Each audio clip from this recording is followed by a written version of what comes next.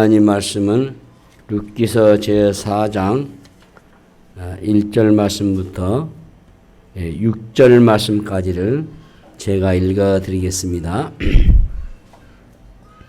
보아스가 성문으로 올라가서 거기 앉아 있더니 마침 보아스가 말하던 기름 물을 자가 지나가는지라.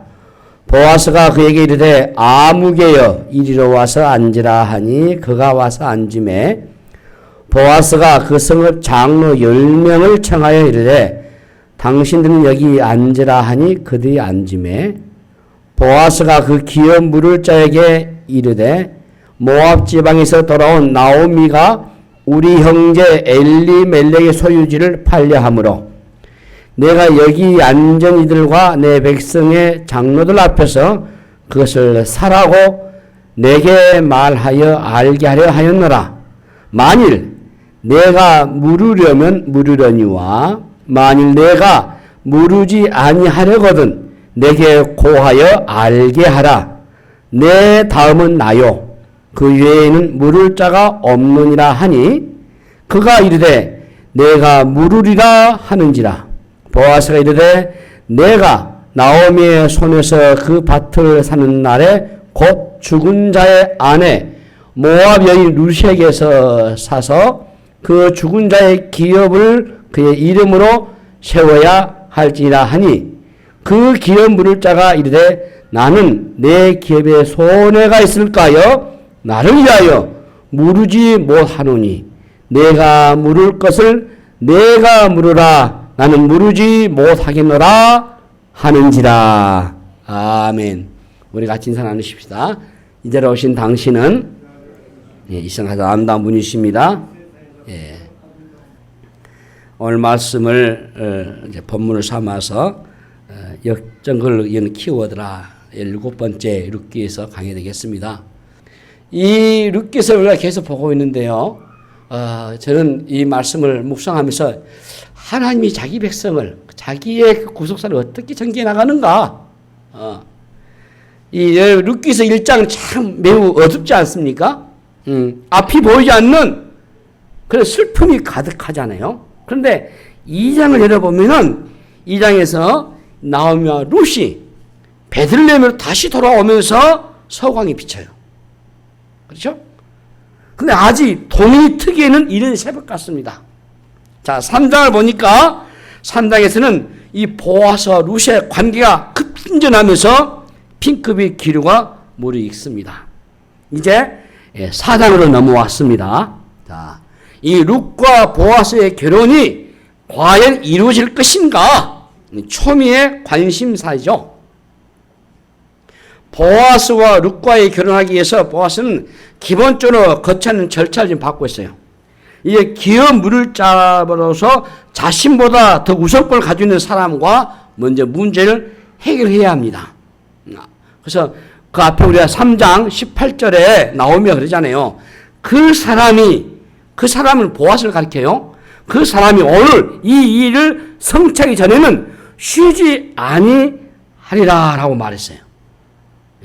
예, 나오미가 하는 말이 룻에게 그 사람이 보아스를 말이죠. 그가 이 일을 성취하기 전에는 쉬지 아니한다. 과연 보아스는 날이 밝자마자 아주 발빠르게 행동을 취하고 있습니다. 움직이고 있어요. 자, 우리 1절 읽어봅시다. 1절 시작. 보아스가 성문으로 올라가서 거기 앉아 있더니 마침 보아스가 말하던 기업 물을 자가 지나가는지라. 보아스가 그에게 이르되 아무개여 이리로 와서 앉으라 하니 그가 와서 앉음에. 자, 성문으로 그가 올라가가지고 보아스가 거기에 앉아있더니 마침 보아스가 말하던 기업 물을 자가 지나갔다. 여기 마침이라는 이제 여러분 단어를 좀 주목하시면 좋겠어요. 성문에 보아스가 올라갔는데 이제 문제가 그 사람, 기업 물을 사람, 그 사람, 그러니까 보아스보다 더 우선권 있는 사람이 먼저 지나가는 거예요. 우연한 것처럼 보이겠지만 우연이 아니죠. 보아스는 먼저 법의 절차를 지금 따르고 있습니다. 여기 성문은 성의 입구에 있어요. 법적인 절차를 공적으로 시행하고 있는 곳이 바로 성문입니다. 결혼은 한밤중에 두 사람이 은밀하게 한 일이 아니잖아요. 예. 사적인 일이면서도 이게 공적인 일이 결혼이잖아요. 먼저 기어 무르는 일에 대한 정당한 절차를 거치셔야 해요. 아무리 좋은 일이 할지라도 때와 장소에 맞게 해야 하는 거죠. 자, 보아스가 여기 보니까 장로 10명을 청했다라는 것은 증인으로 지금 것을 요청하고 있는 겁니다. 이 일은 먼 훗날에 매우 중요해요. 자, 룻과 보아스의 결혼이 단순한 결혼이 아닙니다. 우리가 이미 알고 있지만은 메시아가 오시는 길을 예배하는 것이거든요. 다윗의 계보를 지금 잇는 일입니다. 물론 그 일은 이 사실을 전혀 몰랐지만 그럼에도 보아스는 그 일을 매우 신중하게 지금 처리하고 있습니다. 자, 룻과 보아스의 결혼이 단순한 결혼이 아니에요. 메시아가 오시는 길을 예배하는 일이고 다윗의 계보를 잇는 아주 중요한 일. 물론 그들은 이 사실을 전혀 몰랐겠지만은 그럼에도 보아스가 이 일을 아주 지혜롭게 그리고 신중하게 처리하고 있다는 사실이에요. 자, 우리가 룻과 보아스가 만났으니까 당연히 보아스가 기어 물을 짜려서 룻의 인생을 떠맡을 것이다 라고 생각했겠지만은 법적인 문제는 그렇지 않습니다. 법적인 문제는. 예. 사람들은 이렇게 얘기를 해보면은 전혀 법을 고려하지 않고 막 해버리는데 그렇지 않아요. 예. 이게 법적인 문제는 일단은 문제가 되면은 절차를 거치셔야 돼요. 예. 그래서 법에서 가장 중요한 것을 다루는 것이 절차입니다. 교회법도 그러고 사회법도 그래요. 우리 교회법도 절차를 무시하면은 그것을 인정할 수가 없는 거예요. 그러니까 누가 누구를 쉽게 해서 이제 법에는 원고 피고가 있잖아요. 고소환자가 있지 않습니까? 그러면 그 절차가 있어야 돼요. 기간이 있어야 되고. 아무 막 고소되면 되는 게 아니에요. 그 기간을 따지고 절차를 따지고 그래서 절차가 정당하게 진행됐으면 그것을 합법을 인정하고 이제 일을 진행하는 거예요. 절차가 잘못되면은 그것을 인정할 수 없는 거예요. 처음부터 그것은 기각시켜버린 거예요. 예. 그 때문에 교회법도 그러고 국가사회법도 그러고 절차 참 중요합니다.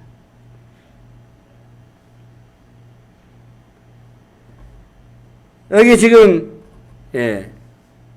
법적인 문제가 대두되기 때문에 우리가 이 부분을 좀 아셔야 될 것 같습니다. 더 가까운 사람에게 법적 우선권이 있기 때문에 그래요. 이 기업 물자는. 그래서 보아스가 먼저 기업 물자를 만나서 대화를 나누죠. 여기서 기업 물자는 뭘 가리키죠? 또 다른 친족을 가리킵니다. 그러니까 이 엘레멜렉의 가문, 남편 엘리멜렉은 죽고 그 아들 말론과 기련도 죽고 그리고 시어머니 나오미하고 며느리 룻 둘만 있잖아요. 가장 가까운 친척이 누구냐? 그걸 먼저 따져지는 거예요. 지금 당장 여기서 결혼 당사자인 룻은 제외되고 있어요. 여기 룻은 대화에서 제3자가 되고 있습니다. 그 무슨 말이냐면 법적인 관점에서 본다면은 그녀는 아무것도 주장할 권리가 없어요. 삶에서 우리가 이런 상황에 빠질 때가 종종 있습니다. 문제가 터졌으나 나는 그 일에 어떤 영향도 줄 수 없는 형편에 있는 거예요. 당사자인 나는 쏙 빠지고 다른 사람들 위해서 모든 사안이 결정되는 상황도 있어요. 룻도 당사자이지만 아무것도 결정할 권한이 없어요. 보아스와 기업 물을 자 아무개가 합의되고 결정한 것에 따라서 이 룻의 그녀의 운명이 결정되어 버려요. 예. 어때요? 룻의 입장에서 본다면은 무기력하게 지켜봐야 돼요. 예. 여기 1절 보니까 그 기업 우선고 있는 그 친족이 누굽니까? 아무개여 이리로 와서 앉으라. 자, 이름 없는 사람이 등장하고 있습니다. 보아스는 기업 물을 자에게 아무개여라고 부르고 있어요. 그렇죠? 예. 마침 보아스가 말하던 기업 물을 자가 지나가는지라 보아스가 그에게 이르되 아무개여 이리로 와서 앉으라 하니 그가 와서 앉으매. 자, 이 룻기에서는 죽은 자 이름도 언급해요. 그렇죠? 엘리멜렉 죽었잖아요. 말론도 죽었잖아요. 기론도 죽었습니다. 그런데 살아있는 사람, 보아스와 지금 대결해야 할 상대인 이 중요한 사람의 이름이 여기 기록되지 않았어요. 아무개요. 이것은 아마 그 사람이 눈여겨볼 만한 인물이 아님을 암시하는 겁니다. 베들레헴의 유력자라고 분명히 소개하고 있는 보아스하고는 좋은 대조를 이루고 있지 않아요. 자, 우리 3절과 4절 같이 읽어봅시다. 3절 4절 시작. 보아스가 그 기업 물을 자에게 이르되 모압 지방에서 돌아온 나오미가 우리 형제 엘리멜렉의 소유지를 팔려함으로 내가 여기 앉은 이들과 내 백성의 장로들 앞에서 그것을 사라고 내게 말하여 알게 하려 하였노라. 만일 내가 물으려면 물으려니와 만일 내가 물으지 아니하려거든 내게 고하여 알게 하라. 내 다음은 나요. 그 외에는 물을 자가 없느니라 하니 그가 이르되 내가 물으리라 하는지라. 자, 기업을 물으다 이 말은 사다, 산다는 뜻입니다. 예, 그러니까 여러분 물으다를 사다로 바꾸면 그렇습니다. 그러니까 모압 지방에서 돌아온 나오미가 우리 형제 엘리멜렉의 소유지를 팔려고 하는데 당신이 사지 않겠느냐? 당신이 사야 한다. 그 말이에요. 누구에게? 보아스가 그 아무개한테. 예. 이 친정 나오미가 땅을 내놨는데 예? 친족 중 그 한 사람이 그걸 사가지고 그 가문을 지켜야 한다라고 말하고 있는 겁니다. 그런데 이 제안이 자칫하면 위험한 일이 될 수 있어요. 자, 만약 아무개가 내가 모르겠다, 내가 사겠다 라고 하면 어때요?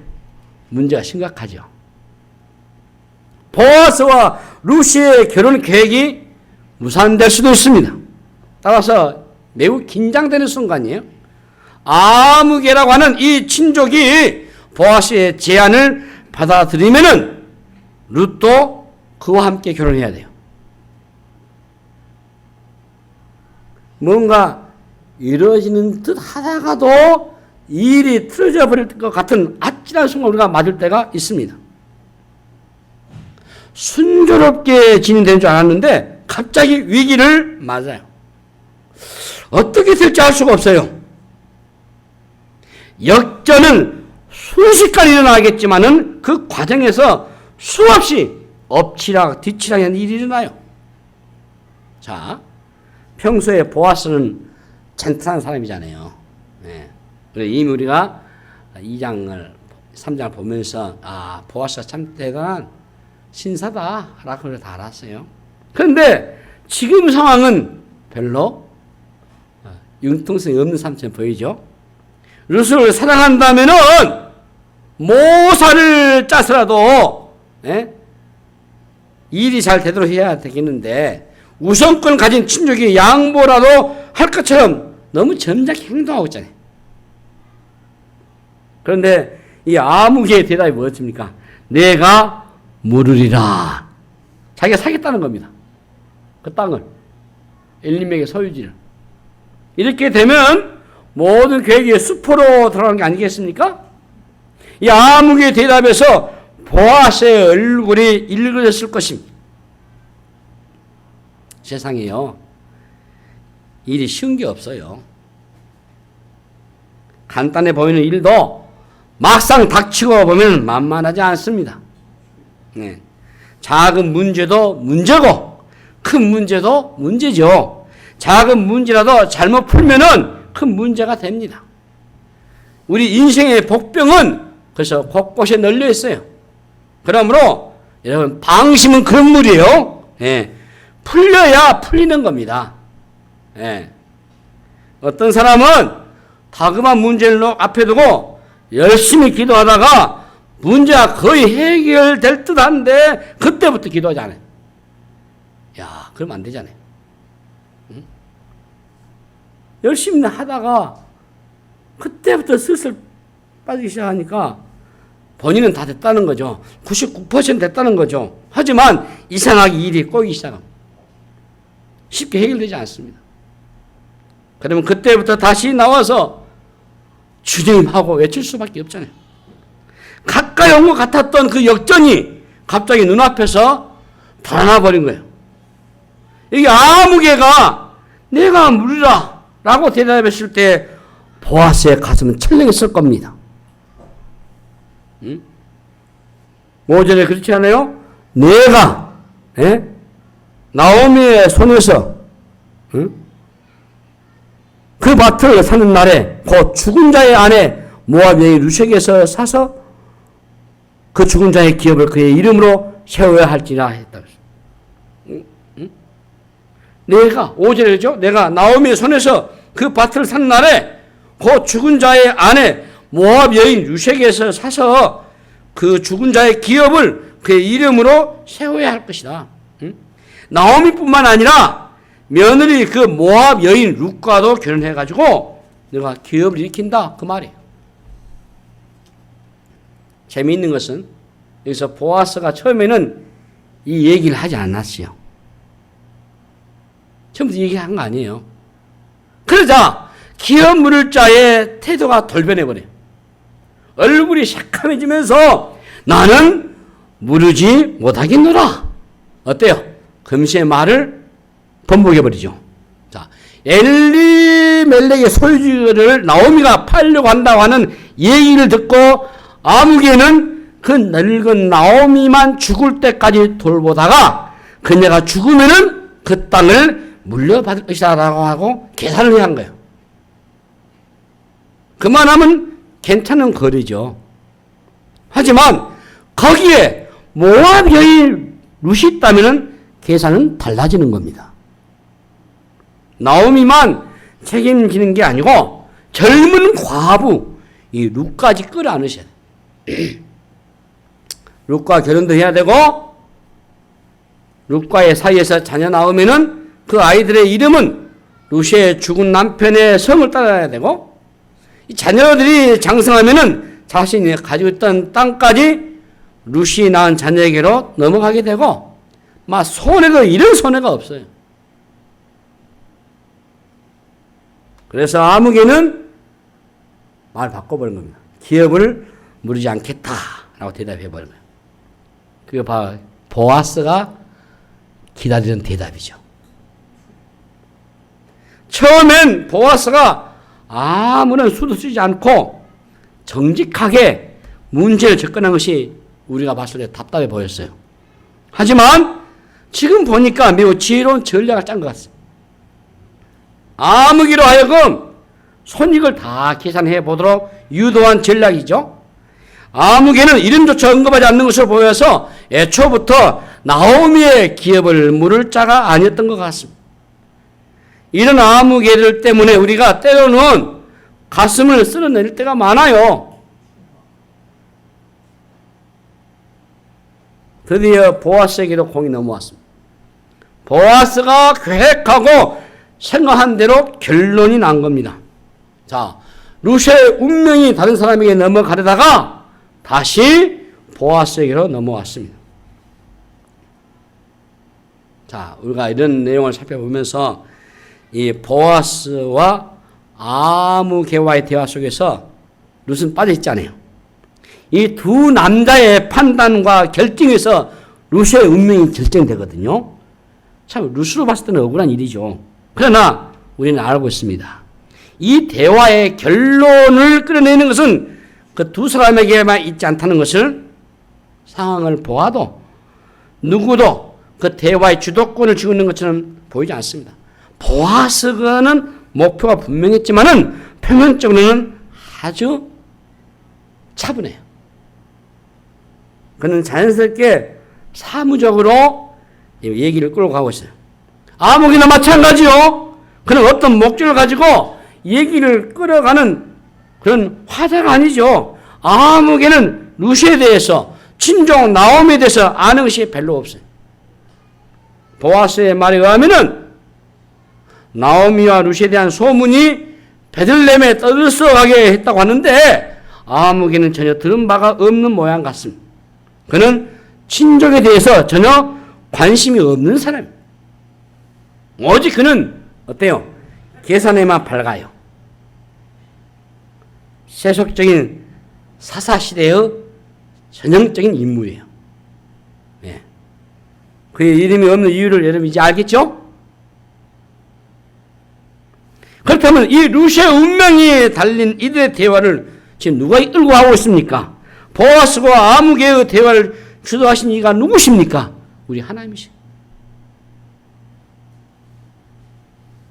루시 대화에 참여하지 않아도 그 대화에 영향을 주지 않아도 얘기는 하나님이 이를 끌어가시고 하나님이 결론을 맺게 하셔요. 우리 인생에도 이런 일이 종종 일어날 수 있습니다, 여러분. 철저히 수동적이면서도 유약하고 아무리 영향을 줄 수 없는 상황에서도 하나님이 우리의 일의 시종을 끌어가시면서 결론을 내리실 때가 있어요. 이 두 사람의 대화가 진행되는 동안 루시에 할 일은 아무도 없어요. 시어머니 나오미의 말대로 집에서 어때요? 가만히 기다릴 뿐이에요. 하나님은 하나님의 때에 하나님의 역사를 정확하게 이루고 계세요. 아무개는 빠르게 계산한 다음에 기업 물을 일을 포기했어요. 룻을 떠는 일은 아무래도 손해보는 일이었기 때문이었습니다. 그래서 아무개는 사람 보는 눈이 없어요. 룻이 비록 가진 조건이나 환경은 볼품이 없겠지만은 그 안에 엄청난 비밀이 감춰져 있다는 것을 이 아무개가 알아볼 리가 만무하지요. 기업 물을 자가 된다고 하는 것은 그만큼 많은 희생을 치르는 겁니다. 룻의 인생을 떠안으셔야 돼요. 사랑은 낭만으로만 안 되잖아요. 응? 값비싼 대가를 지불해야 되지 않겠습니까? 이 룻은 이미 한 번 결혼한 사람이잖아요. 무엇보다도 모압 여인이지 않습니까? 그러므로 이 룻과 결혼한다고 하는 것은 이방 결혼이 돼요. 이것은 유대인의 관점에서 보면 큰 장애물이 되고 있습니다. 사회적인 제약도 많아요. 더구나 룻은 잘 나가는 집안의 며느리가 아니요. 파산한 가정, 나오미의 며느리거든요. 내실 것이 아무것도 없어요. 죽은 자의 아내, 모압 여인 룻에게서 밭을 사가지고 죽은 자의 기업을 그의 이름으로 세워야 한다? 계산해보면 딱 답이 전혀 나오지 않는 사람이 바로 룻이잖아요. 그런데 어떻게 룻과 보아스가 맺을 수 있겠습니까? 예? 결정적인 이유는 보아스가 룻을 사랑했기 때문이에요. 사랑은 이제 설명할 수 없는 겁니다. 보아스가 룻을 사랑하니까 계산하지 않는 거예요. 이 사랑은 돈의 가치로 환산할 수 없는 겁니다. 보아스는 아무런 계산을 하지 않고 룻의 슬픈 운명, 과거의 상처까지 떠맡기로 그가 결심한 거죠. 신약의 한 사건을 제가 얘기를 해보겠어요. 이 마리아가 주님의 발에다가 향유 옥합을 깨뜨렸어요. 그녀에게 향유 옥합은 전 재산이었습니다. 그런데도 그녀는 주님을 위해서 이 향유 옥합을 깨뜨린 겁니다. 이때 가룟 유다가 뭐라 하죠? 요한복음 12장 5절 말씀에 잘 나왔어요. 이 향유를 어찌하여 300데나리온에 팔아 가난한 자들에게 주지 아니하였느냐 하니, 예. 이 향유를 어찌하여 300데나리온에 팔아서 가난한 자들에게 주지 아니하였느냐, 그녀를 비난하는 거죠. 너 하는 짓이 미친 짓이라는 거예요. 지금 이 300데나리온 어마어마한 큰 돈입니다. 이 여인이 결혼하기 위해서 지참금을 다 준비한 돈이에요. 그래서 한꺼번에 쏟아버린 거예요. 예수님 발 앞에다가 향유를 옥합. 이걸 300데나리온 팔아가지고 가난한 자들 구질하는 것인데 너 지금 무슨 짓을 했느냐 그 말이에요. 지금 사랑이 없는 사람 눈에는 희생은 낭비입니다. 마리아가 주님을 사랑하기 때문에 주께 바치는 거죠. 우리가 주님을 사랑하기 때문에, 주의 교회를 사랑하기 때문에, 이 생명의 복음을 사랑하기 때문에 우리가 헌신하고 바치는 거 아니에요? 여러분 시간을 바치고, 여러분의 소중한 물질을 바치고, 우리 마음을 다 주께 쏟는 것은 뭡니까? 주님을 사랑하기 때문이죠. 그렇지 않습니까, 여러분? 주님을 사랑하기 때문에, 주의 이 생명의 복음 때문에, 이 영광스러운 이 복음 때문에, 예? 이 구원의 복음 때문에, 이 몸의 교회를 우리가 사랑하기 때문에 시간도 바치고 내 물질로 바치고 내 마음을 다 바쳐 쏟는 거죠. 사랑하기 때문에 그런 거예요. 사랑이 없는 사람은 희생은 낭비다니까요. 그러나 주님은 그 사랑한 마리아에게 마리아는 전 세상도 악할 것이 없었습니다. 또 하나 예를 들면 예수님의 탕자 비유 좀 잘 하시지 않습니까? 탕자 비유에서 아버지는 탕자 들어왔을 때 어땠어요? 잔치를 벌였어요. 탕자는 아버지에게, 사람의 아버지에게 유산을 요구해가지고 한몫 챙겨가가지고 화랑방탕에 다 날려버려 돌아왔잖아요. 예? 보통 사건이 아닙니다. 이제 아버지 이제 다 일을 다 손 놓고 이제 세상에 떠나기 직전에 유언해서 이게 분배하는데 펄펄 아직도 할 만한 아버지에게 내 목 주시오. 당신은 그만 정지하고 그 자기 분을 챙기고 가버리지 않습니까? 가서 다 허랑방태 다 낭비해버렸잖아요. 그래 아들이 돌아왔어요. 그런데 아버지는 이 돌아온 아들 어쨌습니까? 무조건 용서했어요. 무조건 회복시켜 주었어요. 돌아오니까 그가 자기 잘못을 알고 그래서 아버지 품에 오니까 다 덮어주고 용서주고 회복시켜 준 거예요. 근데 그때 큰아들 보십시오. 맏아들 형 보십시오. 어떤가. 화가 나가지고 불평 야단하잖아요. 예? 동생이 살아온 것은 전혀 관심이 없어요. 그렇죠. 그러니까 사랑이 없는 곳에는 계산하는 소리만 요동칠 뿐이에요. 예. 일단 계산하기 시작하면은 사랑이 끼어들질 못합니다. 사랑은 계산되지 않잖아요. 예. 사랑하면 계산 능력이 사라져버려요. 사람들은 조금이라도 손해가 되면은 하지 않으려고 해요. 희생하지 않으려고 해요. 무서울 정도로 실리로만 움직이는 세상입니다. 그래서 책임은 없고 재미만 보는 그런 관계를 원해요. 그게 세상이에요. 그런 면에서 보아스는 이상한 사람이죠. 기업 물을 자 이 고엘은 아무나 할 수 있는 게 아니에요. 파산하는 가정을 떠맡아가지고 인간적으로 보면 완전히 미치는 장사요. 예.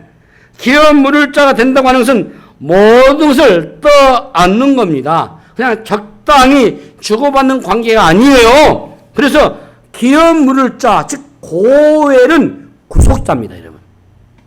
그래서 보아스는 루시에게 있어서 구속자입니다. 이 기업을 물은다고 하는 말은 땅을 구속한다라는 의미거든요. 땅은 하나님이 주시는 것으로 함부로 이걸 양도해서는 안 돼요. 우리는 우리 문화는, 우리의 관심은 땅을 사고 팔아가지고 이웃 남겨가지고 하지만은 유대 이스라엘 백성은 그렇지 않아요. 에레츠, 이 땅은 하나님 주신 기업이에요. 사고 파는 게 아니에요, 이 사람들은. 예. 우리하고 전혀 관점이 다르지 않아요. 혹여나 내가 어려워서 불가피하게 땅을 팔게 되면요, 희년죄는 돌아오는 겁니다, 이게. 예. 안식년인, 7년이잖아요. 이걸 7년째, 안식 7번째 하면 49년, 50년째가 희년이요. 이때는 다시 팔던 땅이 다시 되돌아와요. 회복을 시켜줘요. 법에서. 그만큼 땅은 기업이에요. 여러분, 우리가 땅만 기업입니까? 성리에서? 자녀도 기업이에요. 자녀도. 예. 여러분, 우리의 자녀들을 그냥 하나님 아무게 할 수, 그렇지 않습니다. 예. 우리들의 자녀들이 지금 좀, 연약해 있고, 좀, 믿음이 약한 상태에 있다고 한다면은, 여러분들이 그 안에 역사 하나님을 바라보면서 포기하지 말고, 인내하고 기도하셔야 돼요. 네. 그러셔야 돼요. 내가 어떻게 할 수 없는 거예요. 그 안에서 역사하시고, 그를 주장하신 하나님이 우리 아들과 딸들을 인도하시니까, 그분께 맡기고, 거기서 내가 해야지는 더 열심히 믿음으로 주 앞에 기도하고, 예, 주의 도움을 구하고, 하나님 역사해달라고. 모니카는 무려 수십 년 동안 기도를 해가지고 그 아들 어거스틴 돌아왔잖아요. 어거스틴 돌아와가지고, 이미 어머니는 세상 떠났지만, 그가 하나님의 사람으로 우리 기독교사에 이렇게 크게 공헌해 누가 알았겠습니까? 어거스틴의 회고를 읽어보시면 아시겠지만은 그 모니카의 눈물 흘린 기도는 우리의 기도가 되셔야 돼요. 예. 왜? 자녀도 상속이기 때문에, 기업이기 때문에. 이 기업을 물은다. 비록 땅이지만은 구속한다 그런 의미거든요. 희년이 되기 전에라도 누군가가 땅값을 대신 지불해 주면은 주인이 그 땅을 찾아도 할 수 있는 게 이스라엘. 이스라엘 백성에게 땅은 아주 신성한 것입니다. 신학적 의미가 여기 담겨 있어요. 희년이 곧 구속을 가리켜요. 안식년이 7년이잖아요. 안식년이 7번째. 이스라엘은 주로 숫자에 많이 의미했잖아요. 7자. 안전수잖아요.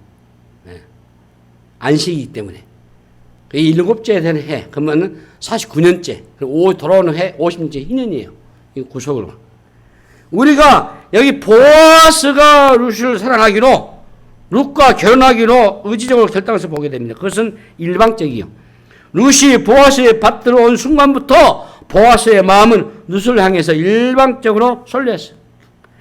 룻과 보아스의 결혼은 보아스 편에서 가슴을 활짝 열고 룻을 끌어안는 거죠. 오늘 우리의 고엘, 우리의 구원자, 우리의 구속자, 우리의 기업물자가 누구겠습니까? 바로 우리 주님인 줄로 믿습니다. 그러면 우리는 이 룻기서에서 예수님을 만나셔야 돼요. 보아스를 통해서 우리는 그리스도에 보셔야 돼요. 주님을 보셔야 돼요. 그분을 만나셔야 돼요. 기업을 물은다고 하는 것은 산다는 뜻이잖아요. 예수 그리스도가 우리를 값으로 사셨어요. 예? 그리스도는 우리를 살기 위해서 자신의 몸값을 지불하셨잖아요. 십자가에 죽으시면 그냥 죽으시면 아니에요. 예? 너무나 존귀하신 그분의 몸을 우리를 위해서 온전히 바치셨잖아요. 유력자 중에 유력자이신 주님이 우리와 같이 미천하고 보잘것 없고 연약한 자리에서 죽으셨다는 것을 믿을 수 없는 일이죠. 하나님의 아들 예수 그리스도가 죽음으로 값을 지불하실 만큼 우리가 가치 있는 존재가 아니잖아요. 우리는 흠이 많습니다.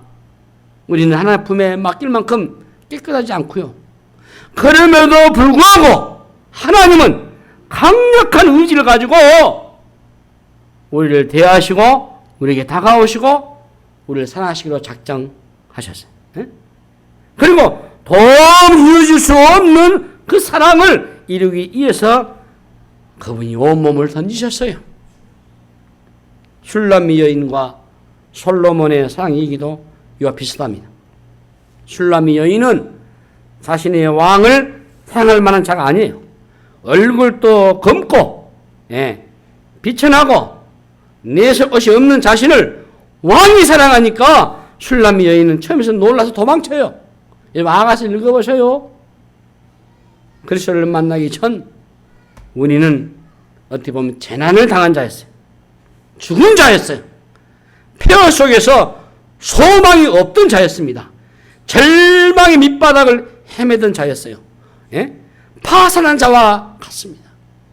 그래서 저는 고백하기를 이렇게 더럽고 추잡하고 죽어도 쌀 만한 가치 없는 이런 팽무도한 나를 어찌 주님은 나를 기억하시고 나에게 사랑을 주셨습니까? 가슴이 떨리고 내 심장이 오그라들고 내 생명을 다해서 이 주님을 내가 의지하고 주를 믿습니다.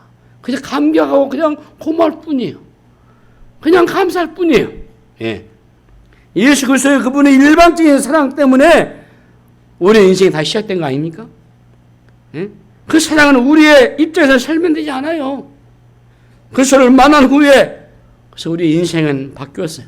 그리스도가 오심으로 우리 인생에서 어둠이 물러가고 모든 저주가 사라졌습니다. 하나님이 우리의 슬픔과 아픔과 절망을 다 가져가심으로 우리의 새로운 삶을 얻어진 겁니다. 여러분, 이 놀라운 은혜를 우리가 경험하셔요. 그래서 오늘 우리 본문을 말씀을 다시 한번 새겨보면서 역전을 우리는 키워드는 이런 주의 크신 은혜 이것뿐이에요. 이 말씀 마무리하겠습니다.